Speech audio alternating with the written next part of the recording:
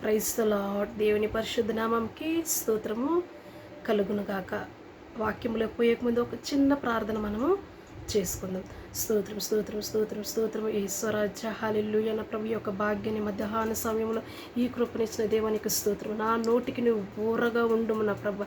ఈ చెప్పబోయే వాక్యాలు ప్రతి ఒక్క హృదయంలో నాటుకొని 100 60 30 ఫలించలాగా ఏక హృదయముతో ప్రతి ఒక్క మన కన్నుగలు కూడా నా ప్రభు తెరవడానికి నా ప్రభు పరిశుద్ధాత్మతో మొదటిగా నన్ను నింపు. నా నోటికి నువ్వు ఊరగా ఉండమని నజరుడైన యేసుక్రీస్తు నామములో వేడుకుంటున్నా లోక రక్షక. ఆమేన్. ఈరోజు ఒక టాపిక్ ఏమంటే రూతు ఎవరనేది మనము చూసుకుందాం. ఆమె ఒక చరిత్ర ఎలా ఉన్నింది, దేవుని తెలుసుకున్న తర్వాత ఎలా దేవుడు ఆమె ఒక జీవితాన్ని మార్చిందని మనము చూసుకుందాం. మొదటిగా రూతు గ్రంథం. రూతు ఒక అన్యురాలు అంటే మన ఒక లాంగ్వేజ్లో హిందూ, దేవుని నమ్ముకోకుండా ఉన్న ఒక వ్యక్తి. సో ఈ గ్రంథాన్ని రాసింది సొలొమోను మహారాజు. సో ఇది ఈ యొక్క స్టోరీ అంతా ఎక్కడ ఉందని మనం చూసుకున్నాము. రూతు గ్రంథం అధ్యాయములంతా ఉంది. న్యాయాధిపతులు రూతు ఎన్ని రాసింది వచ్చి సొలొమోన్ మహారాజు. సో ఈమె వచ్చేసి మోయాబీ దేశంకి చెందిన ఒక వ్యక్తి. నేను చెప్పినాను కదా, రూతు ఒక అన్యురాలు. సో ఈమె నయోమికి కోడలుగా ఉన్నింది. మొదటి కోడలు ఎవరు అని అంటే రూతు. రెండో కోడలు ఎవరు అంటే ఓర్ప. నయోమి ఫస్ట్ బెత్లెహేము అంటే రొట్టెల ఇల్లు, దేవుడు పుట్టిన ఒక స్థలము. నజరేతులో బెత్లెహేములో ఈమె జీవిస్తున్నది. నయోమి ఒక హస్బెండ్ పేరు ఏమి అమీమెలెకు. సో ఆయనకి 2 కుమారులు ఉంటారు. సో అప్పుడు నజరేత్లో ఒక్కరు కాలం వచ్చింది.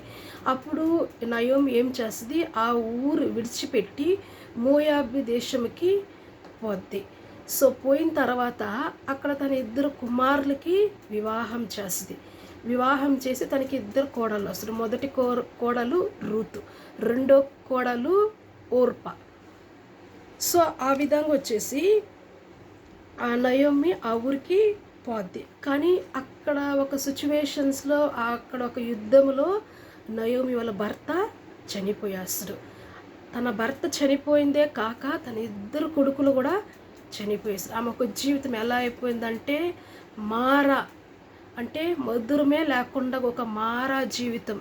తన భర్తని కోల్పోయింది, తన 2 కుమారుల్ని కోల్పోయింది. ఇప్పుడు తన 2 కోడళ్ళని పెట్టుకొని తను ఏమి చేయాలనేది ఆమెకి ఒక దేవుడు జ్ఞానం ఇస్తాడు. ఆమె ఒక ఎక్కడ మొదటిగా ఉనింది, నజరేతులో ఉనింది. సో అక్కడ కరువు వచ్చింది కాబట్టి ఆమె ఒక బ్యాడ్ డిసిషన్ తీసుకునింది. ఆ ఊరు వదిలిపెట్టి మోయాబీ దేశంకి పోయి తన భర్తని కోల్పోయింది, తన బిడ్డలని కోల్పోయింది. అప్పుడు వచ్చి రూత్ వచ్చి చాలా మంచి ఒక గుణము కలిగిన ఒక స్త్రీ. రూత్కి ఉండే మీనింగ్ ఏమంటే ఫ్రెండ్, లవ్ అండ్ అఫెక్షన్. తన అతతో చాలా క్లోజ్గా ఒక మంచి గుణవంతుల స్త్రీలుగా ఓపికతో ఆమెతో ఉంటుంది.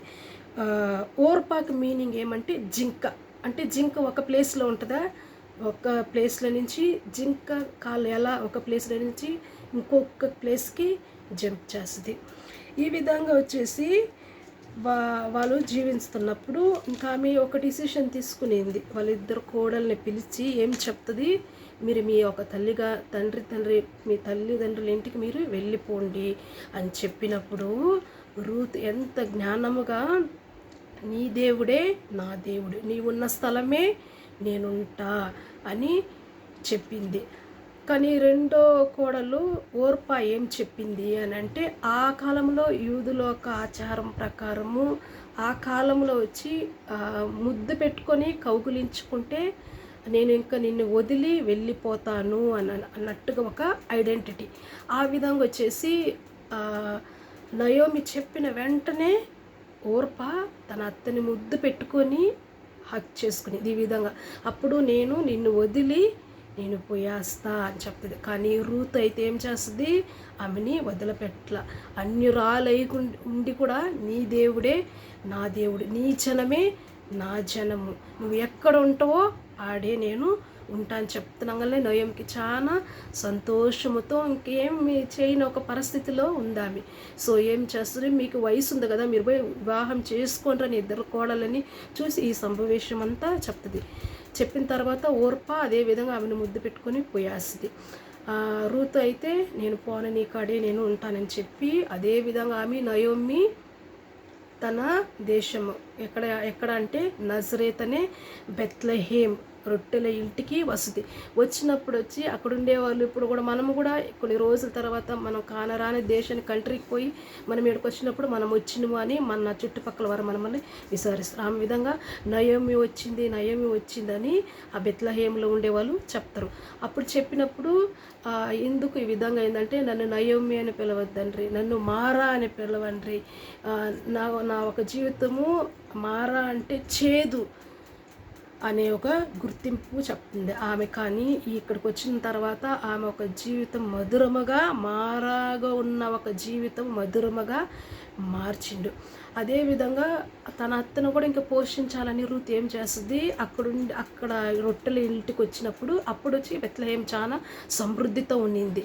అది విన్న తర్వాత ఆమె వచ్చి ఇక్కడ ఉండాలని చేస్తున్నప్పుడు ఆమెకు వచ్చి బోయాజు వాళ్ళ బంధువుల రిలేషన్, వాళ్ళ బంధువులు అప్పుడు రూతుని పిలిచి చెప్తే, నువ్వు పోయి ఈ విధంగా ఆ ఒక పొలంలో నువ్వు ఒక చిన్న పన్నులు ఏరుకో అని చెప్తుంది. సో అదేవిధంగా ఇప్పుడు మనం కూడా ఏదైనా ఒక కొత్తగా పనికి పోయినప్పుడు అక్కడ ఉండే ఎంప్లాయీస్ మనల్ని ఐడెంటిఫై చేస్తారు. ఆ విధంగా బోయాస్ పొలంలో అంటే డైరెక్ట్గా పోయి ఇచ్చేసుకోవాలి, కింద బడిని ఏరుకొని మీ పర్మిషన్ ఉంటే నేను ఇది తీసుకోవచ్చా అని చెప్తున్నాగానే, అంటే ఒక మంచి వ్యక్తి ఈ విధంగా భర్తను కోల్పోయి అత్తని ప్రేమిస్తుందంటే అక్కడ ఉండే వాళ్ళు కూడా విచారిస్తారు కదా. ఆ విధంగా బోయాసు రూతు గురించి కూడా తెలుసుకునేండి. తన భర్త చనిపోయినప్పుడు కూడా తన అత్తని ఎంత చక్కగా ప్రేమిస్తుంది, ఎంత దయతో ఆమెను దేశం తల్లిదండ్రులను విడిచిపెట్టి అత్త కోసం వచ్చిందని ఆమె ఒక గుణాన్ని చూసి ఇష్టపడతాడు. నువ్వు ఇక్కడే ఉండొచ్చు, నువ్వు ఇక్కడే తినచ్చు, ఈ పొలం నాదే, నువ్వు ఇక్కడంతా పనులు చేసుకో అన్న తర్వాత ఆ విధంగా బోయాజు రూతును చూసి ఆమె ఒక గుణాన్ని చూసి వివాహము చేసుకుంటాడు. ఈ విధంగా మనము రూతు వలె ఒక లక్ష గుణాలు మనం ఓపికతో ఉండి అత్తని పోషించాల వయసైన కాలంలో. ఆ విధంగా తల్లిదండ్రుల్ని నీ జనమే నా జనము, నీ దేవుడే నా దేవుడు అని చెప్పి బోయాజు కూడా చక్కగా నువ్వు మా దేశం నమ్మి వచ్చి నువ్వు మా దేవుడు నిన్ను ఆశీర్వదిస్తాడు అని చెప్పి ఆమె గుణాన్ని చూసి వివాహం చేసుకుంటూ రూతు వలె మనము కూడా ఆ విధంగా క్యారెక్టర్స్, ఆ విధంగా రెస్పాన్సిబిలిటీ, ఆ విధంగా మనము కూడా లవ్ అండ్ అఫెక్షన్స్తో ఉండాలి. ఇది నా వాక్యాన్ని దేవుడు ఆశీర్వదించి దీవించునుగాక. ఆమేన్.